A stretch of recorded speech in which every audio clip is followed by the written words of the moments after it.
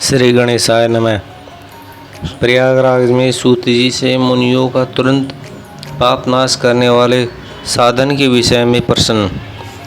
जो आदि और अंत में तथा मध्य में नित्य मंगलमय हो, जिनकी समानता अथवा तुलना कहीं भी नहीं है,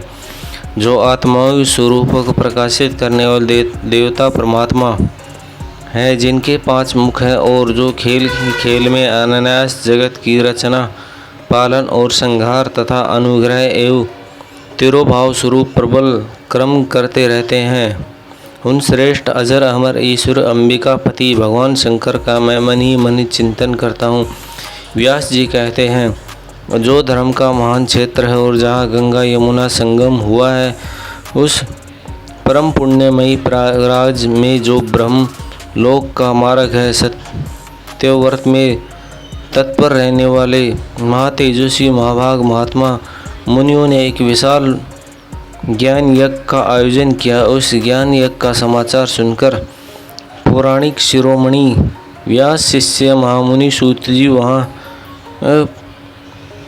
मुनियों के दर्शन करने के लिए आए। सूत जी आते देखकर वे सब मुनि उस समय हर्षी से खिल उठे और अत्यंत प्रसन्नचित्त से उनका विधिवत स्वागत सत्कार किया। तत्पश्चात उन प्रसन्न महात्माओं ने उनकी विधिवत स्तुति करके विनयपूर्वक हाथ जोड़कर उनसे इस प्रकार कहा, सर्वज्ञ विद्वान रोमहर्षणी, आपका भाग्य बड़ा भारी है। इससे आपने व्यास जी के मुख से अपनी प्रसन्नता के लिए ये संपूर्ण पुराण विद्या प्राप्त की, इसलिए आप आश्चर्य स्वरूप कथाओं के भंडार हैं। ठीक उसी तरह जैसे रत्नाकर समुद्र बड़े बड़े सारभूत रत्नों का आगार है, तीनों लोकों में भूत वर्तमान और भविष्य तथा और भी जो कोई वस्तु है वह आपसे अज्ञात नहीं है। आप हमारे सौभाग्य से इस यज्ञ का दर्शन करने के लिए यहाँ पधार गए हैं और इसी व्यास हमारा कुछ कल्याण करने वाले हैं, क्योंकि आपका आगमन निरर्थक नहीं हो सकता। हमने पहले भी आपसे शुभाशुभ तत्वों का पूरा वर्णन सुना है, किंतु उससे तृप्ति नहीं होती। हमें उसे सुनने की बारंबार इच्छा होती है। उत्तम बुद्धि वाले सूत जी, इस समय हमें एक ही बात सुननी है। यदि आपका अनुग्रह हो तो गोपनीय होने पर भी आप उस विषय का वर्णन करें। घोर कलयुग आने पर मनुष्य पुण्य कर्म दूर रहेंगे, दुराचार में फंसे जाएंगे और सब के सब सत्य भाषण से मुख फेर लेंगे, दूसरों की निंदा में तत्पर रहेंगे, पराये धन को हड़प लेने की इच्छा करेंगे, उनका मन पराई स्त्रियों को आसक्त होगा तथा वे दूसरे प्राणियों की हिंसा किया करेंगे, अपने शरीर को ही आत्मा समझेंगे, मूढ़ नास्तिक और पशु बुद्धि रखने वाले होंगे, माता पिता से देश रखेंगे, ब्राह्मण लोभ रूपी ग्राहक के ग्रास बन जाएंगे, वेद बेचकर जीविका चलाएंगे, धन उपार्जन करने के लिए ही विद्या अभ्यास करेंगे और मद से मोहित रहेंगे, अपनी जाति के कर्म छोड़ देंगे, प्राय दूसरों के ठगेंगे, तीनों काल की संध्या उपासना दूर रहेंगे और ब्राह्मण ज्ञान से शून्य होंगे, समस्त क्षत्रिय भी सब धर्म का त्याग करने वाले होंगे, कुसंगी पापी और व्यभिचारी होंगे, उनमें शौर्य का अभाव होगा, वे कुछ संगीत मौर्य कर्म से जीवित का चलाएंगे, शूद्रों का सब व्यवहार करेंगे और उनका चित्त काम सा की कर बना रहेगा, वैश्य संस्कार भ्रष्ट, सब धर्म त्यागी, कुमार्गी, धनोपार्जन परायण तथा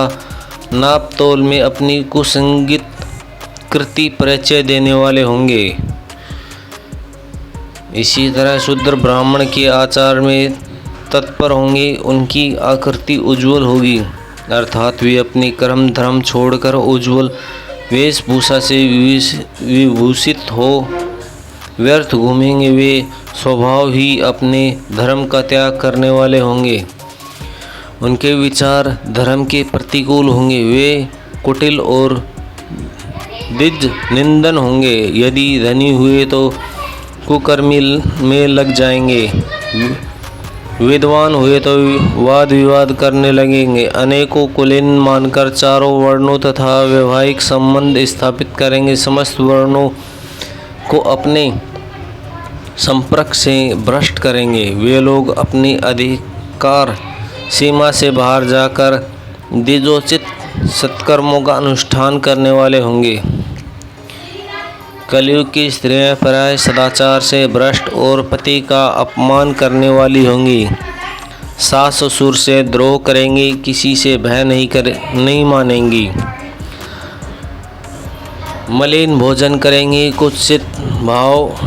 हाव भाव से तत्पर होंगी, उनका शील स्वभाव बहुत ही बुरा होगा और वे अपने पति की सेवा से सदा ही विमुख रहेंगे। सूत जी, इस तरह जिनकी बुद्धि नष्ट हो गई है उन्हें अपने धर्म का त्याग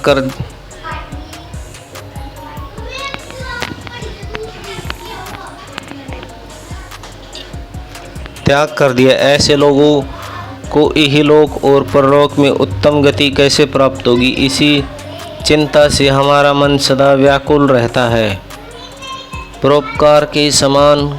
दूसरा कोई धर्म नहीं, अतः जिस छोटे से उपाय से इन सब के पापों का तत्काल नाश हो जाए उसे इस समय